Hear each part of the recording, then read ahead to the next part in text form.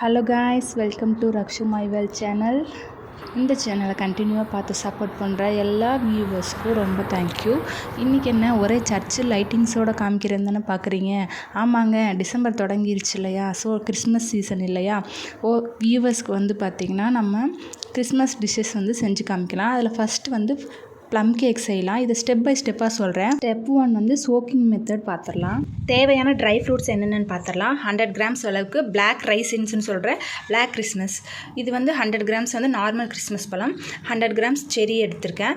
செரியில் வந்து 50 கிராம்ஸ் வந்து டாப்பிங்ஸ்க்காக நான் தனியாக எடுத்து வச்சுட்டேன். 50 கிராம்ஸ் வந்து உள்ளே கட் பண்ணி ஆட் பண்ணுறதுக்காக எடுத்து வச்சுருக்கேன். இதில் 100 கிராம்ஸ் வந்து டேட்ஸு, 50 கிராம்ஸ் முந்திரி எடுத்துக்கோங்க. 50 கிராம்ஸ் அளவுக்கு டுட்டி ஃப்ரூட்டி எடுத்துக்கோங்க. டுட்டி ஃப்ரூட்டி வந்து நீங்கள் 100 கிராம்ஸ் நிறையா போட்டிங்க அப்படின்னா அதோட டேஸ்ட் வந்து டிஃப்ரெண்ட் ஆயிரும். ஸோ வந்து இது 50 கிராம்ஸ் போட்டாலே போதும். இப்போ இது வந்து நார்மலாக நம்ம சோக் பண்ணுறதுக்காக இப்போ வந்து எடுத்து வச்சுருக்கோம். இதில் வந்து நீங்கள் எக்ஸ்ட்ராவாக என்ன ஆட் பண்ணலான்னா கிவி ஆட் பண்ணலாம். வேறு ட்ரை ஃப்ரூட்ஸ் என்னென்னு உங்களுக்கு கிடைக்குதோ அது ஃபுல்லாகவே ஆட் பண்ணிக்கலாம். இது எல்லா ட்ரை ஃப்ரூட்ஸையுமே பார்த்திங்கன்னா ஃபைனாக சாப் பண்ணி எடுத்துகிட்டு வந்துடலாம். எடுத்துகிட்டு வந்ததுக்கப்புறம் நம்ம சோக் பண்ண ஆரம்பிச்சிடலாம்.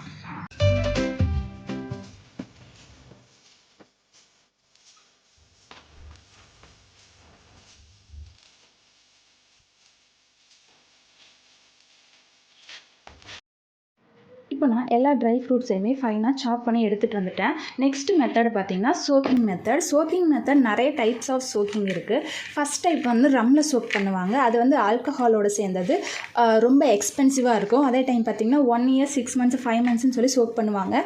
சடனாக வந்து நம்ம பண்ணோம்னா அந்த ரியல் டேஸ்ட்டு கிடைக்காது.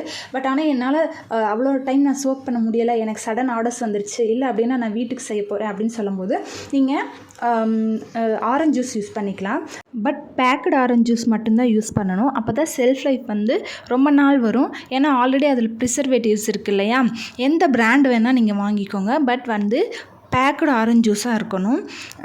ஒரு சில பிராண்டு வந்து நான் சொல்லியிருக்கேன், அந்த பிராண்ட் வேணாலும் வாங்கிக்கோங்க. ட்ராஃபிக்கானோ அந்த மாதிரி உங்களுக்கு எந்த மாதிரி பிராண்டு அவைலபிளாக இருக்கோ அந்த மாதிரி பிராண்ட் வாங்கிக்கோங்க. இது வந்து கொஞ்சம் பட்ஜெட் ஃப்ரெண்ட்லியாகவும் இருக்கும். அண்டு வந்து பார்த்திங்கன்னா டேஸ்ட் வைஸும் பார்த்திங்கன்னா நல்லாவே இருக்கும். ஆஸ் வெல் அஸ் செல்ஃப் லைஃப்பும் கொஞ்சம் டீசெண்டாக இருக்கும். Okay, and strictly no real, I mean original ஃப்ரூட்லேருந்து எடுக்கக்கூடிய ஜூஸ் யூஸ் பண்ணக்கூடாது. பண்ணால் ப்ராப்பராக ரிசல்ட் கண்டிப்பாக வராது, திரியாக ஆகிடும். இப்போ நான் எந்தெந்த டைப் ஆஃப் ஆரஞ்ச் ஜூஸ் வந்து யூஸ் பண்ணலான்னு நான் சொல்கிறேன். இப்போ எனக்கு பட்ஜெட் ஃப்ரெண்ட்லியாக இங்கே பக்கத்துலேயே கிடைக்கிறதுனால உங்களுக்கு ஒரு ஐடியாக்காக நான் வந்து இது பர்ச்சேஸ் பண்ணிட்டு வந்திருக்கேன். இப்போ அந்த ஸ்விங்குன்னு சொல்லிட்டு இந்த 10 rupeesல இருக்கும் இல்லையா? இந்த மாதிரி ஆரஞ்ச் ஜூஸுமே நீங்கள் யூஸ் பண்ணிக்கலாம். பல்பி ஆரஞ்சுன்னு சொல்லுவாங்க.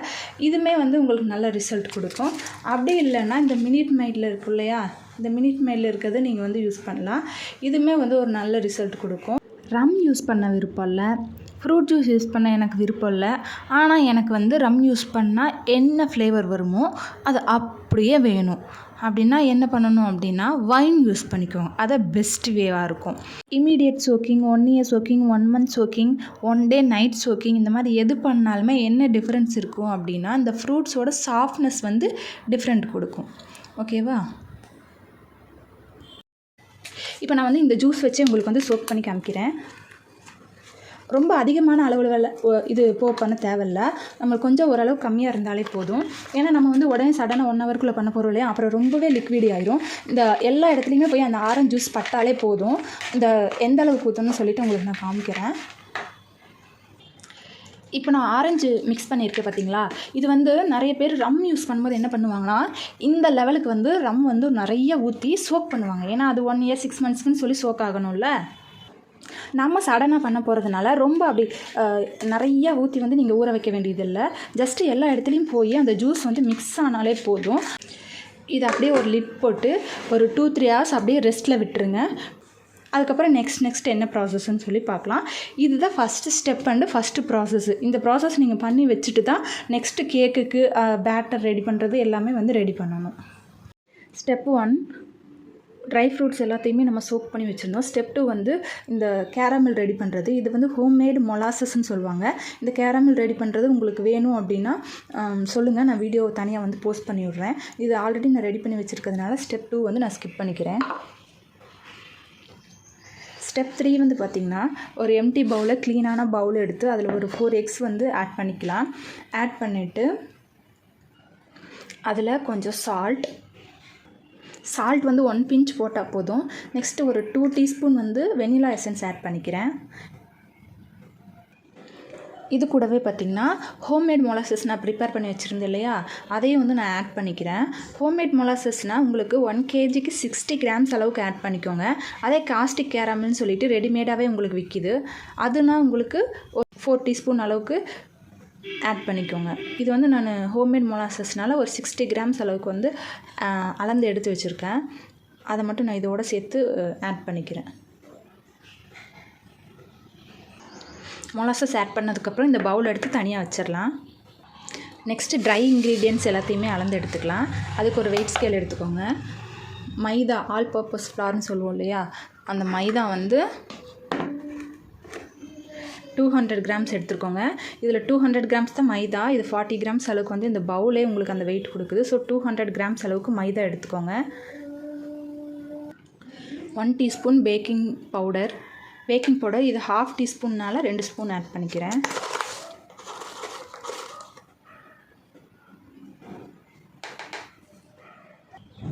½ டீஸ்பூன் அளவுக்கு பேக்கிங் சோடா, 1 டீஸ்பூன் அளவுக்கு நட்மெக் பவுடர், நம்ம ஜாதிக்காய் பொடின்னு சொல்லுவோம்ல, இது ரெடிமேடாகவே விற்கிது. Try ginger powder 1 teaspoon. இது கூடவே கிராம்பு பொடியும் பட்டை பொடியும் சேர்த்துக்கணும். என்கிட்ட கிராம்பு பொடியும் பட்டை பொடியும் இல்லை.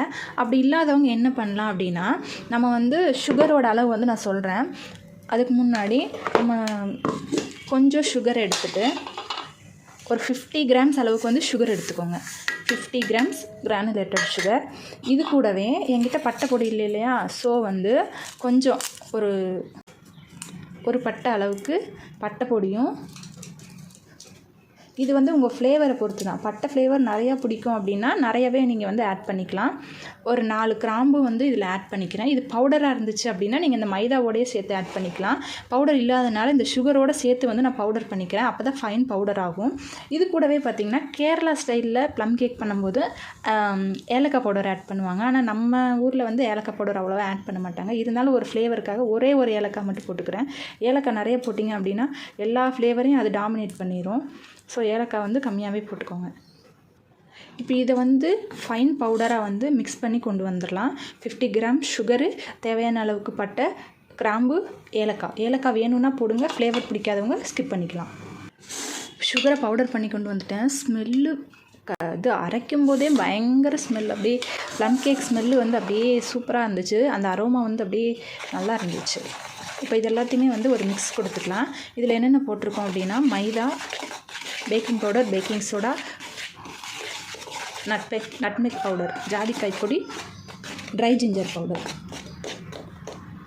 இதை 2-3 டைம் வந்து நல்லா சலிச்சு எடுத்துக்கோங்க. அப்போ தான் கேக் வந்து நல்லா மாய்ஸ்சராக வரும். நிறைய பேர் வந்து கப் மெஷர்மெண்ட் பண்ணலாமான்னு கேட்குறீங்க. கப் மெஷர்மெண்ட் பண்ணிங்கன்னா ட்ரை ஃப்ரூட்ஸ் ஒவ்வொன்றும் ஒவ்வொரு வெயிட்டில் வரும். ஸோ உங்களுக்கு பர்ஃபெக்டாக வராது. வெயிட் ஸ்கேல் யூஸ் பண்ணிங்கன்னா பர்ஃபெக்டாக வரும். 100 கிராம்ஸ் அளவுக்கு ப்ரௌன் சுகர் எடுத்திருக்கேன். இதில் டோட்டலாக ஸ்வீட்னஸுக்கு வந்து 160 கிராம்ஸ் போடணும். 100 கிராம்ஸ் ப்ரௌன் சுகரும் இதில் 60 கிராம்ஸ் வந்து நம்ம சுகராக போட்டோம் இல்லையா, சுகர் போட்டு பவுடர் பண்ணோம்ல, இது ரெண்டையும் செப்பரேட்டாக போட்டு பவுடர் பண்ணி வச்சுருக்கேன். ப்ரௌன் சுகர் வேண்டாங்கிறவங்க சுகரும் ஆட் பண்ணிக்கலாம். பட் ஆனால் ப்ளம் கேக்குக்கு ப்ரௌன் சுகர் ஆட் பண்ணும்போது அந்த கலர் வந்து ரிச்னஸ் வந்து நல்லா கொடுக்கும். ஆயில் வந்து 60 கிராம்ஸ் அளவுக்கு எடுத்திருக்கேன். இது வந்து ஸ்மெல் இல்லாத நல்லா சன்ஃப்ளவர் ஆயிலாக எடுத்துக்கோங்க. Oil 60 grams. இது வந்து நல்லா சலிச்சு வச்சாச்சு மைதா மாவை. ஸ்டெப் 3 வந்து மறுபடியும் ரிப்பீட் பண்ணுறேன். Egg, vanilla essence, salt, molasses, maida, salt, spices powder, brown sugar, oil, sugar powder. இதுதான் ஸ்டெப் 3. இப்போ இது எல்லாத்தையும் என்ன பண்ண போகிறோம் அப்படின்னா ஜென்டிலாக மிக்ஸ் கொடுக்க போகிறோம். இப்போ வந்து நான் இதை பீட்டர் வச்சு ஒரு பீட் பண்ணிட்டு வந்துடுறேன். இல்லை பீட்டர் இல்லாதவங்க விஸ்க் வச்சு நல்லா விஸ்க் பண்ணிக்கோங்க. இந்த மாதிரி விஸ்க் இருக்கு இல்லையா, இதை வச்சு நல்லா விஸ்க் பண்ணிக்கோங்க. நான் போய் பீட்டரில் போய் பீட் பண்ணிட்டு வந்துடுறேன்.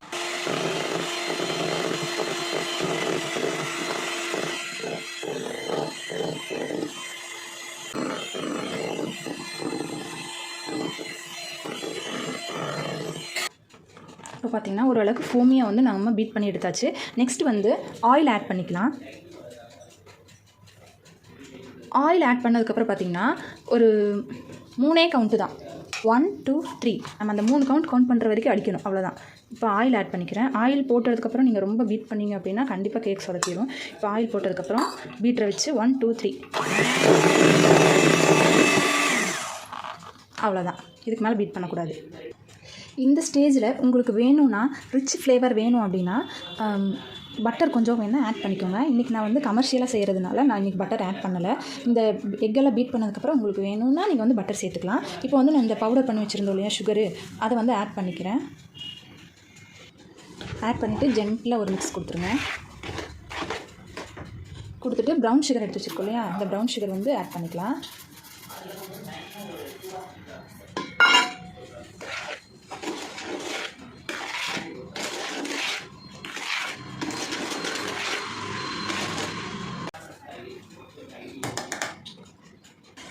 நெக்ஸ்ட்டு மைதா ஆட் பண்ணிக்கலாம். மைதா வந்து 3 பிரிச்சுக்கோங்க. 3 பிரித்து ஆட் பண்ணுங்கள். ஒரே இதை ஆட் பண்ணிங்க அப்படின்னா கண்டிப்பாக வந்து அது கேக்கை ஃப்ளஃபியாக வரக்கூடாது, அப்படியே அமுங்கி நம்ம இந்த களி மாதிரி வரும் இல்லையா, அந்த மாதிரி வந்துடும். ஸோ வந்து 3 பிரித்து ஆட் பண்ணிக்கோங்க. 5 இயர்ஸ் உள்ள குழந்தைங்களுக்கு ப்ளம் கேக் கொடுக்காதீங்க. என்ன ரீசன்னா அதில் வந்து ட்ரை ஃப்ரூட்ஸ் நிறையா இருக்கிறதுனால ஒரு சிலருக்கு அது அலர்ஜி ஆயிரும். ஸோ உங்களுக்கு குழந்தைங்களுக்கு ஓகேனா கொடுங்க. இதில் கொஞ்சம் மைதாவை வந்து அப்படியே எடுத்து வச்சுருங்க. அது எதுக்குன்னு சொல்லி சொல்கிறேன். இந்த மைதா வந்து எதுக்கு எடுத்து வச்சுருக்கோம் அப்படின்னா, நம்ம இந்த ட்ரை ஃப்ரூட்ஸ் இருக்கு இல்லையா, ட்ரை ஃப்ரூட்ஸ் எல்லாம் நல்லா சோக் ஆயிடுச்சு. பார்த்தீங்களா எந்த அளவுக்கு நல்லா சோக்காகி வந்திருக்குன்ட்டு. வா அப்படியே ஃப்ராக்ரன்ஸ் சூப்பராக இருக்குது. இதில் வந்து நீங்கள் அப்படியே போட்டிங்க அப்படின்னா ட்ரை ஃப்ரூட்ஸ் எல்லாம் கண்டிப்பாக கேக்கோட கீழே போய் செட்டில் ஆயிரும். நிறைய பேர் அந்த ப்ராப்ளமை வந்து ஃபேஸ் பண்ணியிருப்பீங்க. அப்படி பண்ணாமல் இருக்கிறதுக்காக நம்ம என்ன பண்ணுறோம்னா மைதாவை அப்படியே லைட்டாக எல்லா பக்கமும் என்ன பண்ணி விட போகிறோம்னா டஸ்ட் பண்ணி விட போகிறோம். அதுக்காக தான் நான் மைதாவை தனியாக எடுத்து வைக்க சொல்லியிருந்தேன். இப்படியே டஸ்ட் பண்ணி இப்போ நான் வந்து வீட்டுக்காக செய்கிறதுனால ஹேண்ட் க்ளவுஸ் எல்லாம் போடலை. நீங்கள் ஒரு பேக்கராக இருக்கீங்க, வெளியே ஆர்டருக்காக செய்கிறீங்க அப்படின்னா கண்டிப்பாக க்ளவுஸ் யூஸ் பண்ணிக்கோங்க.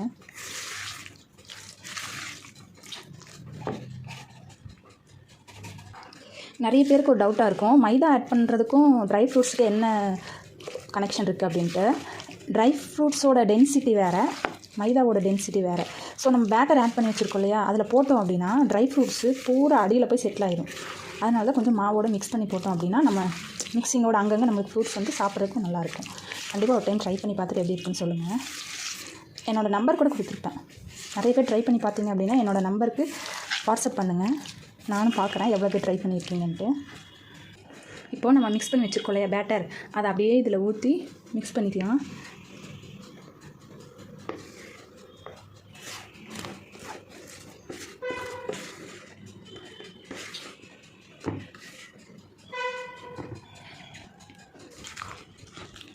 எல்லாத்தையும் நல்லா ஜென்டிலாக மிக்ஸ் பண்ணுங்கள். எல்லா பக்கம் ட்ரை ஃப்ரூட்ஸ் போகிற மாதிரி மிக்ஸ் பண்ணிவிடுங்க.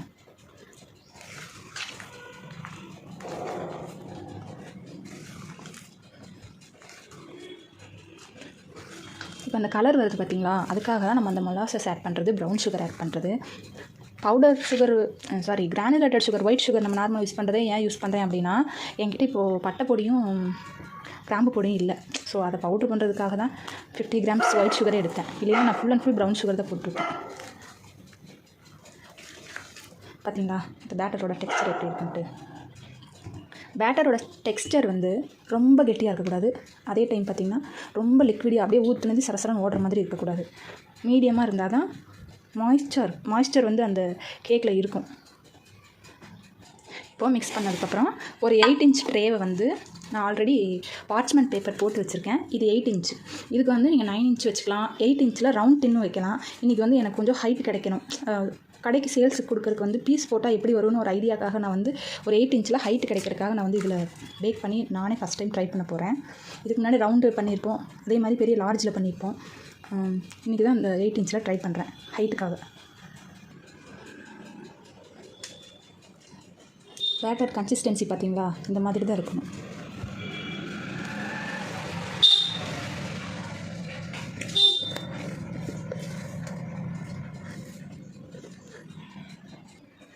கொஞ்சம் அங்கங்கே கேஷ்யூஸ் போட்டுக்கிறேன். இந்த மாதிரி போட்டிங்கன்னா லுக் நல்லாயிருக்கும். டெக்கரேஷனுக்காக செரி ஆட் பண்ணிக்கிறேன்.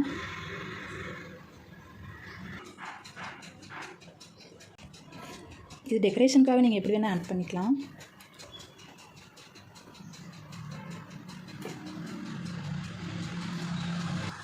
இப்போ இதை வந்து நான் 180 டிகிரி செல்சியஸில் 15 மினிட்ஸ் வந்து நான் ப்ரீ ஹீட் பண்ணி வச்சுருக்கேன் அவனை. அதில் வந்து நான் போய் வச்சுட்டு வந்துடுறேன். அட் லாஸ்ட்டாக நம்மளோட ப்ளம் கேக் ரெடி ஆயிடுச்சு. இதில் வந்து கொஞ்சம் பட்டர் மட்டும் மேலே ஸ்ப்ரெட் பண்ணி விட்டுட்டோம் அப்படின்னா நல்லா சாஃப்ட்னஸ் கொடுக்கும். அவனில் எவ்வளோ நேரம் பேக் பண்ணேன்னு சொல்லாமல் விட்டுட்டேன். 45லேருந்து 50 மினிட்ஸ் வரைக்கும் எனக்கு பேக் ஆச்சு.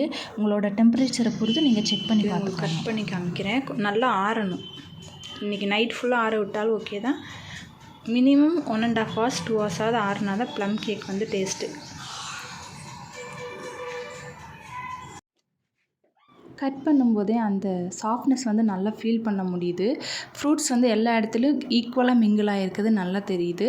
நீங்கள் பார்த்தீங்கனாலே தெரியும் பிக்சரில். மாய்ஸ்சர் அண்டு பார்த்தீங்கன்னா அந்த சாஃப்ட்னஸ் ரொம்பவே அல்டிமேட்டாக இருந்துச்சுன்னு சொல்லலாம். நீங்களும் இதே மாதிரி ட்ரை பண்ணி பார்த்துட்டு எனக்கு கமெண்ட் பண்ணுங்கள். கண்டிப்பாக ஏதாச்சும் டவுட் இருந்துச்சு அப்படின்னா கமெண்ட்டில் கேளுங்க. இது மாதிரி நிறைய ரெசிபிஸ் நம்ம சேனலில் இருக்குது. மறக்காமல் ஃபாலோ பண்ணி சப்ஸ்கிரைப் பண்ணி சப்போர்ட் பண்ணுங்கள். தேங்க்யூ.